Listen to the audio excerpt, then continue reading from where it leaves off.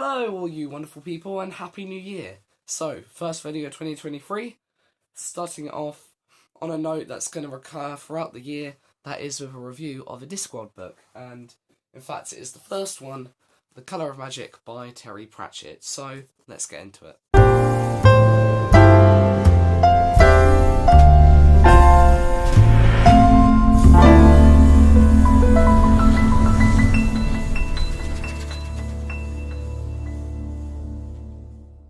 Okay, so the Discworld series is a absurdist comedy fantasy series by Sir Terry Pratchett, and it's set on a world that is a disc. It's just a disc. You can fall off the edge of the world. It's flat on the back of four giant elephants, who I believe are called Tubble, the Great Typhon, Jerikeen, and Berilia, who stand on the back of a giant turtle called the Great Utterwin. So it's weird. That's the thing with Discworld. It's kind of wacky. It's it's strange in a really good way, in the best way that something could be. Not in the kind of way that makes you go ooh, but in the kind of way that makes you laugh, and that makes something interesting because it's different to anything you'll find anywhere else. So that's the Discworld.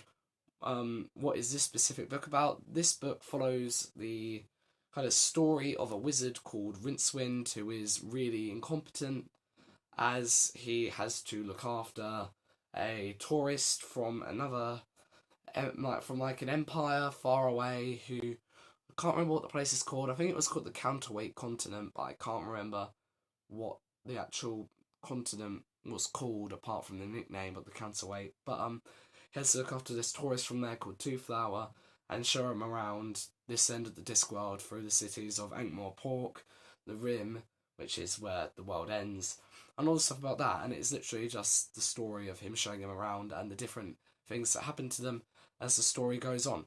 So that's a summary. I am going to be getting into full spoilers for this book.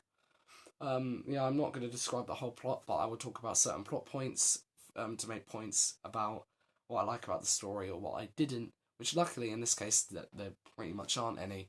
So if you are interested in getting into Discworld at any point, or just don't appreciate spoilers, because you never know what you're going to read, right?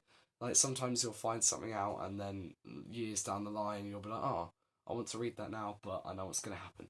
I don't know, but I'm just warning, there are going to be spoilers. Now, I do intend to read the Discworld series chronologically throughout the course of this year. There are 41 books, so I'm going to be talking about these a lot. So I don't know whether any of you would be interested in this, but I will, put it in the comments if you are.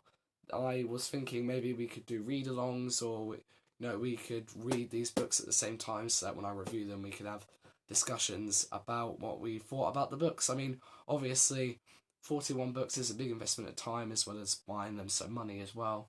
So understand if that's not a thing any of you are interested in, but throwing it out there, that might be another reason you might not want spoilers if you want to catch up, so you can do that with me. But enough beating around the bush, let's actually get into my review of this book. We've got Andrew Garfield in position on the positive side, so we're going to talk about what I like about the story first. Sorry about my really croaky voice. It's been like this for a while now, so either my voice is breaking or I'm dying.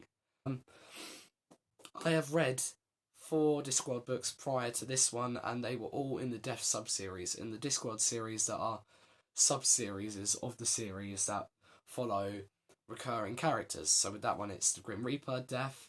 With other ones, you might have the Witches. With another one, you might have the City Watch, things like that. You have different recurring characters in stories that you can read separate from the whole thing. So you don't have to read these chronologically. That's what I've decided to do, because I feel like I'll get more out of it, seeing it progress, maybe get more references, I don't know, but I thought it would be a good idea. But where I'm trying to go with this is I've read 4 already, and most of those have been quite heavy going, mainly not because it's dealing with death, and that's like, oh, sad, because Terry Pratchett doesn't do sad, at least not for long. Most of his books are quite uplifting or have positive messages. This isn't a dark fantasy series, so I wasn't downtrodden with that sort of thing, but I was more downtrodden with kind of the story's been quite complex or abstract, just because it's dealing with death and like gods and strange goings on in general, kind of the occult basically, and that was sometimes it's hard to wrap your head around the stuff that's happening. Four in a row got a bit tiring, so I thought, right, take a break. Because FIFA Time was the next one, and that's meant to be quite difficult to grasp as well. So I thought, right, before I go into that, I'll check this one out. And now I'm not going to be reading FIFA Time for ages because that's like the 30th book or something. So I've got a long way to go to get there. But the point that I am still trying to make is that this book was the break that I needed. This was a lot simpler than the other books, and its structure was also different. Now, in your standard Discworld book, or at least the ones that I read, there are no chapters. There are just continuous actions with scene breaks in between. So you never really know when to stop reading. Like, you'll stop at a scene break, but even then it's like, but do I? Because this section's only 2 pages long, so I could just read this one. And then you carry on reading, and you carry on going, never really having a good place to stop. With this, as I shall show you, bloody hell, where is it? It has a contents page. That got me excited when I opened this book, and that shows how sad I am. I opened it and was like, whoa, this has got sections. It has sections, and so that made it easier. Ooh, nearly fell over. That made it easier on a reading standpoint because I had places to stop. Where I could be like, action, story, cut off. Can pick this up next time.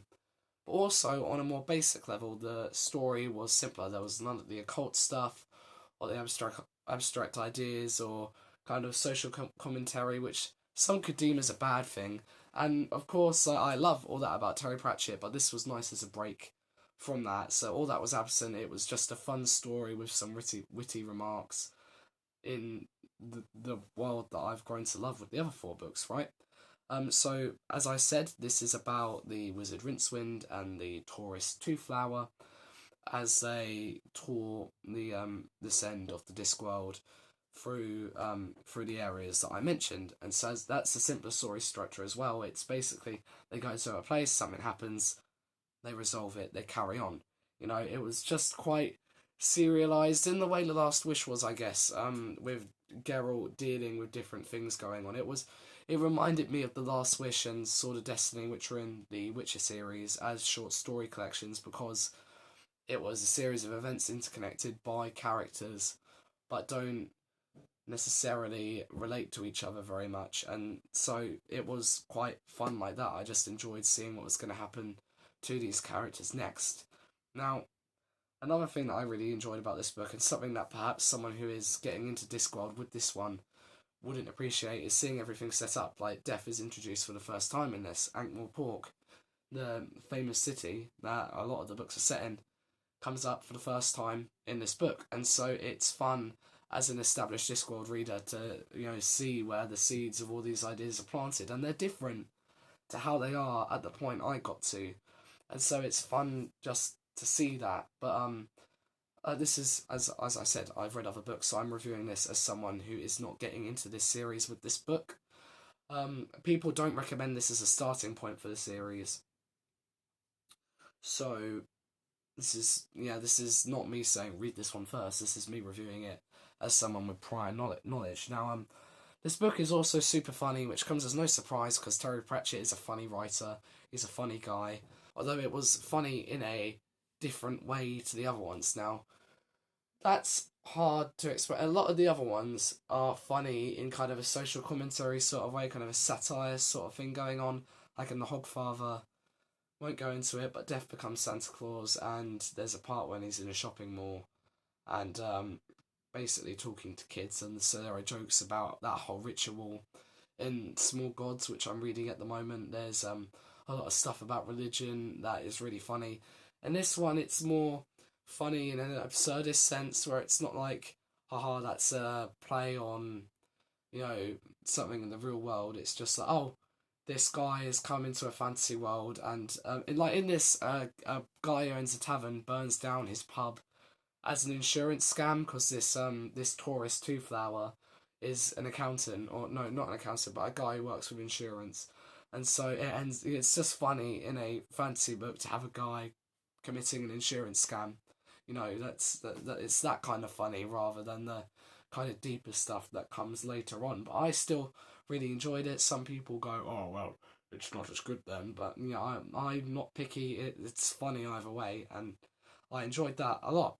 I'm looking to the left because I've got my little script there of the points I make. Otherwise, I'll ramble on too long. And with my voice, I don't want to do that. I don't want to keep you here for too long either. Um, so yes, the characters as well. Now, um, in Pratchett books, a lot of the characters, kind of in a Sapkowski way, are portrayed through their interactions with other characters, how they react to situations. That's how they're revealed. And in this book, it was the same thing. At the end of the book, I knew how both Rincewind and Two Flower would react to any situation, and they're great as two characters to have in this book because they're polar opposites. Two Flower is kind of hopeful, naive. He expects the best out of people, and that's opposed to Rincewind, who is really cynical and afraid of everything, kind of, because he believes in the worst and everything. And so it's funny to see how this character of Two Flower drags this wizard along into all these situations that he just doesn't want to be in. And just, even though maybe they're not the most complex of characters, just on they are still very characterful characters, and I enjoyed following them through the story. Terry Pratchett is a good way of establishing a character, but kind of by having tropes, but also adding little quirks to them, basically. So that was fun. Or it was all just nicely done. As I said, the characters were simple but fun to follow. And one thing I enjoyed about Rincewind was that he's a really incompetent wizard, but not because he's bad at magic, but because he lost a bet or did a dare and opened a book that has 8 really powerful spells in, and one of them came out the book and lodged itself in his brain and basically scares any other spells off, so he can't learn any. And throughout the whole book, whenever he's in trouble, he always comes really close to using that spell before something happens to stop that from happening. And so that was a fun character element that I thought was quite creative. But that's the standard with Pratchett. Everything's so imaginative and amazing. Now, the bad things, I really don't have anything to say that is bad, apart from everything I've already said about how, compared to his later works, maybe this book is not as complex or as kind of fleshed out as later Discworld books, but I still enjoyed it a lot. Because Terry Pratchett, even though he's not hit his stride yet as a writer, is still excellent. He's still got an excellent mind. And so it's hardly even a criticism, it's just saying, well, it's not a criticism because this is a good book, and I'm just pointing out it gets better down the line. So yeah, I'm not even going to turn Andrew Garfield over for that because there's nothing really to say of substance. So that is the review of The Colour of Magic. I don't think I've spoiled that much actually, which is quite nice. I've managed to avoid, because in these books the joy comes not from the plot but kind of from character interactions and witticisms that I couldn't possibly cover in one video. So even though you know a bit about this book now already, you could still read it, still be great. Please go for it. Now, I'll talk about this now because it's just caught my eye. I love the covers for these books. I think this is Josh Kirby who drew this one. I mean, look how crazy that is. It's the colours, I think, as I understood it anyway, this is the luggage, it's Two Flowers luggage, it's a chest that has an interdimensional portal in it that has loads of legs. I think that's Two Flower there, that's Rincewind. Not entirely sure who that is. That's the hero, I'm fairly certain. And that's Death, just poking in the corner. So cool covers as well. What more can you want from a book? So on Goodreads, which I did link on my channel description. I linked to my account on Goodreads on the channel description, but I've got a private account because I'm under 18 and I was an idiot and said I was under 18 when I set the account up, so now I can't make it unprivate. So I think you have to follow me, and even then I'm not sure if you can. But I gave this 5 stars on Goodreads. I'll tell you this because you can't know unless I tell you. So this was a 5-star read for me on Goodreads. I loved it. I don't think I think people are a bit unfair with this. They kind of say it's one of the worst books in the Discworld series. I don't know. I've not read many, but I really enjoyed this. I thought it was light-hearted and fun. So we'll wrap that up there. Thank you so much for watching. As I said, if you're interested in reading along with me with these, leave it down below. I'll see how much of an audience interest we can gather on that. Otherwise, I won't go ahead. So, thank you for watching, and I'll see you next time when I review the second Discworld book, The Light Fantastic. Have a good one. Bye.